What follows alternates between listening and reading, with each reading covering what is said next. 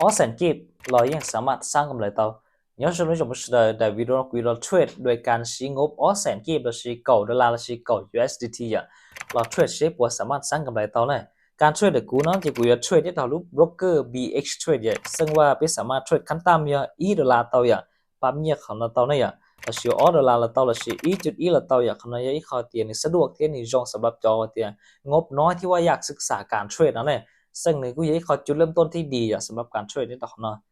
โอเคเดี๋ยวเราไปมาใช้โอเคนะอย่าแล้วเนาะกูจะเทรดสดๆไปใช้ใช้กูสามารถสร้างกำไรต่อนะด้วยกูขอเนี่ยแสนกีบนะสิอ่ะคำเตือนวิดีโอนี้บริสร้างขึ้นมาเพื่อชักชวนให้ผู้ใดเข้ามาลงทุนทั้งนั้นการลงทุนมีความเสี่ยงควรศึกษาและพิจารณาให้ดีๆก่อนลงทุนการลงทุนบ่ได้เหมาะสมสำหรับทุกๆคนเสมอไปฉะนั้นควรระมัดระวังและศึกษาให้ดีๆก่อนลงทุนโอเคเราไปมาใช้โอเคดิฉันมาสำหรับกูเนาะนะเจ้าว่าอุ้นแต่กูยังเข้ามาเทรดอย่ากูจะเปิดอีตัวซีวัดอย่าในป้าก็อยู่วิเคราะห์ตลาดกันในแม่นยำชักกูตัวอย่าเนี่ยละครนั้นเลยโอเคจะไปพิมพ์มาเตีย BB เนี่ยอ่ะทีนี้กูจะชื่อเขา Bollinger Bands นั่นแหละโอเคแต่ก็ต่อเลยเนาะทีนี้กูจะชื่อนะอย่าไปสังเกตอย่าในกูมั่วสีเสียโชว์สีเสียหอกะจอกะสีได้อย่าเขานอนหนึ่งเขียเตียจอกเขานอนหนึ่งรีจอกเขานอนหนึ่งเย่อย่า ทีนี้กูย้อยคอเตียเพิ่มความสะดวกตัวอยู่เทียก็อยู่วิเคราะห์หนึ่งง่ายตัวนั่นนี่จงเลยอ่ะโอเคเดี๋ยวเราไปใช้โอเคแต่ฉันน่ะฉันต้องเทรดอย่าเราไปใช้วันเดย์นะเนี่ยตัวเขาหน่อยอ่ะกูอยากไป$1นะ$1ถ้าจ่ายลีโอเราเจอแต่ผ่านนะแต่ฉันมากูเทรดเนาะกูหับความเสี่ยงไรอ่ะกูเที่ยวเทรดเนาะอย่าเตียก็หับความเสี่ยงชิไรก็ยังใช้จากป้องเนี่ยนะเจจิตซอฟเทรดแต่ฉันก็เตียโอเค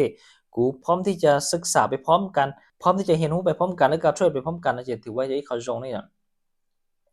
โอเคเราไปเช่าคิดเช่นหนึ่งจ้ะนะต่อไปนะอย่าต่อไปนะเกี่ยววิเคราะห์ตลาดนะเนี่ยเรามานมาสังเกตปอเตียตลาดชิชจงเก่านะวิเตียอ่าราคาของเหรียญอย่างนี้ค่อนข้างที่จะสวิงอย่างช่วงนี้อย่างโอเคแต่ชินาไปปอเตียนเยตุสขนะสมเจียแต่เนี่ยเทรดสดซะนะการเทรดมันนี่จิการันตีแต่ก็อย่าต้องยี่บุบเสียนะนี่อาจจะเทรดเสียแล้วก็มีได้ที่มีเสียนะยังก็ได้ก็กูไรเนี่ยแต่ชีก็เสียก็กูเสียที่นะโอเคเขานะใช้ช่วงใจอย่าง โอเคมาซื้อบาทหนึ่งนะกูซื้อเตชนะกูซื้อเตียแถวนั้นกูจะแถวแนวฮับที่อ่ะตอนนี้กูวิเคราะห์มาหนึ่งอาจจะเยเตาอย่างนึงกูชี้อีโปเปอร์เซ็นต์นะแต่ชี้มาหนึ่งโมกาสเยเตาสึในตรงนั้นนะโอเคปีนจัวแล้วนะปีนเยแล้วเลยอ่ะสำหรับสินจัวนะมานี่ยอราคาซื้ออ่ะเขาสิเลียมันราคาขายอ่ะเขาเรารู้เตียนจัวที่เลียนมาเป็นละโมหูกันง่ายสิอ่ะกันในชิดซ้อนดินเดซิลินนั่นนะนั่นคือสับเป้าก่อนเจ๊งเช่นเรามาอยู่ต่อไปศึกษาอย่าง โอเคผมว่ากำไรโอเคกำไรเราเรียบร้อยแล้วนะแต่ฉันนั่นเย่เกี่ยวเป๊ะจุดจั่วอย่าโอเคแต่ฉันขอ$9ถึงเจียวเก้าอี้จุดจั่วแล้วนะกำไรเราเรียบร้อยเลยถอกำไรเราเลยน่าเหลือนะเจียวกูอยู่ราคาหมูเยอะ$1เลยกูนะอยู่ชิดเทรดเดียวเทรดเปย์แต่หมดกำไรที่ต้องจู่อย่าอยู่จู่ต้องตามเป้านะหมดเป้าได้เป้าเสียที่ตามวินัยของตัวเองนะorder น้อยอ่ะใช่ใช่ตรงนี้จ้าโอเคกูตัดสินใจกดซื้อไปต่ออ่ะกดซื้อไปต่อใช่ตรงนี้จ้านะ เวียเตียจอจุดนอกกูสามารถนึกอาจจะมีการพักตัวกลับไปเป็นขาขึ้นเยอะรุ่นเราเสาเท่านั้นแล้วก็พอชิตาที่อ่ะแต่ชิลาเช้าโอเคโอเคปีนจั่วเลยนั่นเลยอ่ะเนี่ยชับเลยนะโอ้เลี้ยดเขาเลยเท่าโอเคการจั่วเลยโอ้ยอันตรายจั่วกันแล้วรอดนะมันเนี่ยชับเลยนะโอเคขึ้นไปสู่สูงโลดขึ้นไปสู่สูงโลดอย่าลืมเอามาโมกัดกำไรนะโอเคเกี่ยวได้บอ โอเคกำไรเรียบร้อยเลยนะกำไรเราสวยงามอย่าเดี๋ยวนี้เทรดสดๆไปใช้เกียร์เทียเคลียร์ทั้งความรู้เทียวิธีการเทรดเนี่ยต่อของเราเลยนะเขากูเนี่ยเทรดมาในอีคอชิงชับเรามาในกำไรใช้ๆอ่ะเจ๊ที่อยู่กำไรหรืออยู่สามารถพักผ่อนเราทันทีอยู่ที่เลชีว่าชี้อ่ะแต่เนี่ยเราการเทรดนะเทียนะในที่ชีว่าเราอยู่สับสนที่อย่างโอเคเราใช้ต่อของเนาะแต่วันนี้อาจจะยินเจต้นเนี่ยหมูเตาเนี่ยนี่ต่อของเรากูอาจจะโอเคตัดสินใจซื้อต่อไปสิจ้ะ ช่างเตนิยอนยิมตอนที่อ่ะโอ้โอเคเขียวขึ้นไปได้บ่โอเคเขียวขึ้นไปเลยอ่ะแถวนั้นก็จะอีจุดที่ว่ากำลังกลับตัวของตลาดที่อ่ะแหงซื้อกูเริ่มมั่วเขากันตัวโอ้ดักกันเลี้ยงอีกแล้วแหงขายกูเตาโอเคทันจั่วเท่รู้โอเคอ่ะเขาเชื่อจะเทที่ตรงซะนะโอเคโอ้เลี้ยงดัวเท่แหงซื้อแหงขายต่อสู้กันเนี่ยวิสุดท้ายเช่นจบแล้ว อ๋อเลียเลยอ่ะยัวจิลาเนี่ยโอเคออเดอร์นะเป็นเสียอย่างแต่ชีต่อไปเนาะยัวมั่วการบริหารเนี่ยก็คือการคูณเนี่ยเข้าไปการช่วยนำในชิสนะเสมอไปนะ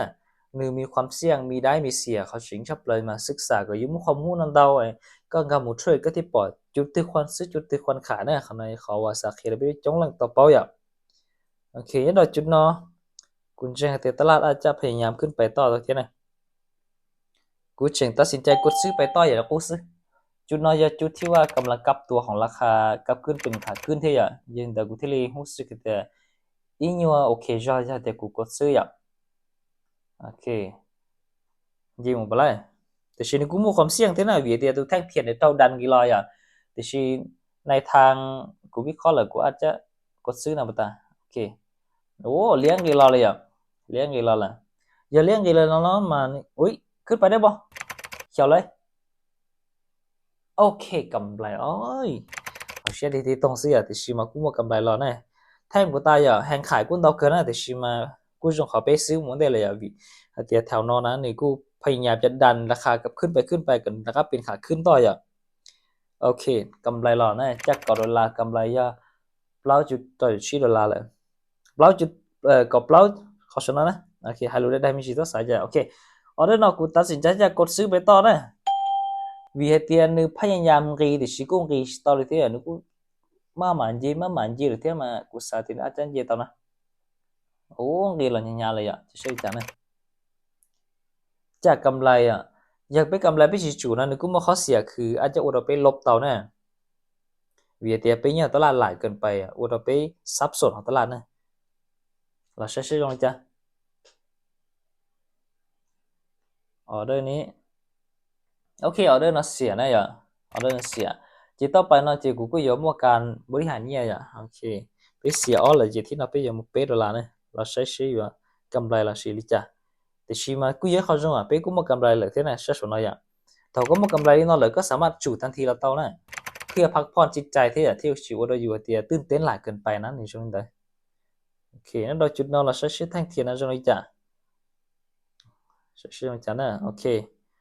กูโอเคซื้อเตะอ่าซื้อเตะใช้ตรงจ้ะนะเขาหน่อยอย่าง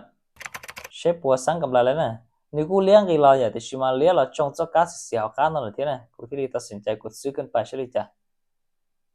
โอ้โหทะลุลงมาได้มาลุ้นกันขึ้นหมดไปเลยโอเคเขียวอุ๊กอ้ายแหงซื้อแหงขายต่อสู้กันหลายเกินไปทุกคนโอเคแหงขายต่อกันไปอย่าแหงขายต่อกันไปแล้วนะเจียวที่นอนเหรอเป็นหลักเป้าทิศทางนะนี่เยมุชิโตเลยที่เป็นหลักเป้าทิศทางของตลาดนะแต่ชินาเป็นหลักจึงเต้าทืนนะแต่ชิมากำไรเสียหมดเลยอ่ะวิธีเป็นพวกกำไรจะหลักเทรดนะโอเคชิวมันปัญหาที่นอกกุยมูยว่าปตาเป็นมูยเดียกุยมูยเจ้าเลยนะกุยมูยเจ้าเลยก็กำไรเป็นอะไรไปจากกำไรตลาดเท่านั้นนี่การบริหารเนี่ยมูจู่เดียโอเคเลยเอาด้วยนะโอเคขายเนี่ยở đây là cú cốt khải dạ là sẽ sử dụng chắn này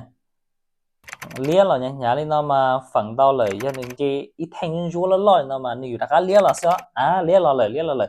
จากที่ประสบการณ์หรือตนเองอย่าว่าช่วยเหลือตนเราชงมาปอดตอลินได้เนี่ย